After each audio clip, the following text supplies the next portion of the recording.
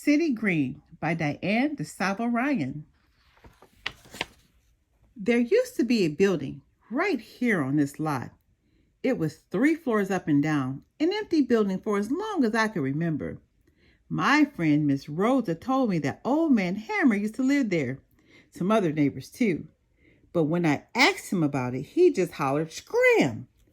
Old Man Hammer was as hard as nails.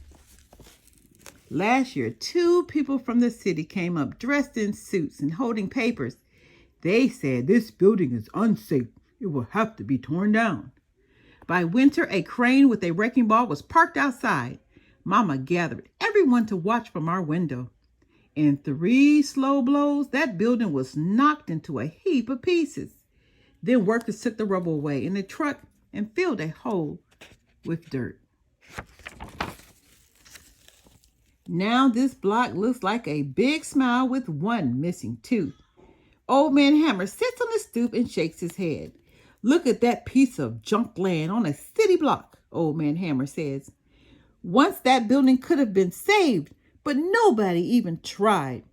And every day when I pass this lot, it makes me sad to see it every single day." Then spring comes, and right on schedule, Miss Rosa starts cleaning her coffee cans. Miss Rosa and I keep coffee cans outside our windowsills. Every year we buy 2 packets of seeds at the hardware store. Sometimes marigolds, sometimes zinnias, and one time we even tried tomatoes. We go to the park, scoop some dirt, and fill up the cans halfway. This time, Old Man Hammer stops us on the way to the park. "This good-for-nothing lot has plenty of dirt right here," he says. Then all at once I look at Miss Rosa, and she is smiling back at me. "A lot of dirt?" Miss Rosa says. "Like 1 big coffee can?" I say. That's when we decide to do something about this lot. Quick as a wink, I'm digging away, already thinking of gardens and flowers. But Old Man Hammer shakes his fingers. "You can't dig more dirt than that. This lot is city property."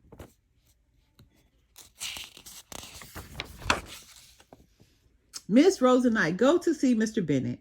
He used to work for the city. "I seem to remember a program," he says, "that lets people rent empty lots." That's how Miss Rosa and I form a group of people from our block. We pass around a petition that says we want to lease this lot. In less than a week, we have plenty of names. "Sign with us," I asked Old Man Hammer. "I'm not signing nothing," he says, "and nothing is what's going to happen." But something did. The next week, a bunch of us take a city bus to City Hall. We walk up the steps to the proper office and hand the woman our list. She checks her files and types some notes and makes some copies. "That will be $1, please." We rent the lot from the city that day. It was as simple as that. Saturday morning, I'm up with the sun and looking at this lot. My mama looks out too. "Marcy," she says, and she hugs me close. "Today I'm helping you and Rosa." After shopping, Mama empties her grocery bag and folds them flat to carry on her arm. "Come on, Mrs. B," Mama tells her friend. "We're going to clear this lot." Then what do you know but my brother comes along too. My brother is tall and strong. At first he scratches his neck and shakes his head, just like Old Man Hammer. But Mama smiles and says, "None of that here." So all day long he piles junk in those bags and he carries them away. Now this time of the day is early. Neighbors pass by and see what we're doing. Most say, "We want to help too." They have a little time to spare. Then this one calls that one and the one calls the other. "Come on and help," I call to Old Man Hammer. "I'm not helping nobody," he hollers. "You're all just wasting your time." Sour grapes, my mama say, and sour grapes is right. Just before supper, when we are good and hungry, my mama looks around the lot.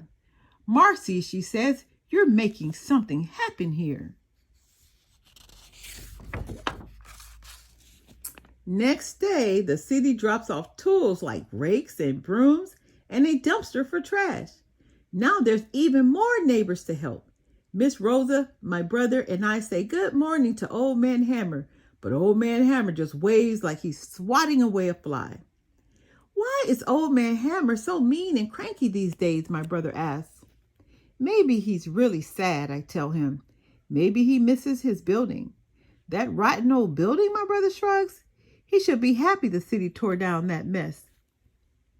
Give him time, Mrs. Rosa says. Good things always take time.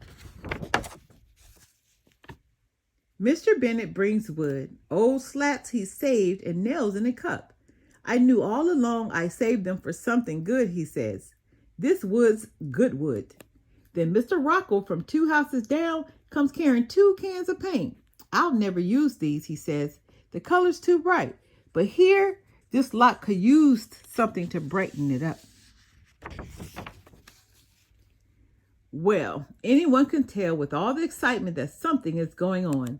And everyone has an idea about what to plant. Strawberries, carrots, lettuce, and more. Tulips and daisies and petunias and more.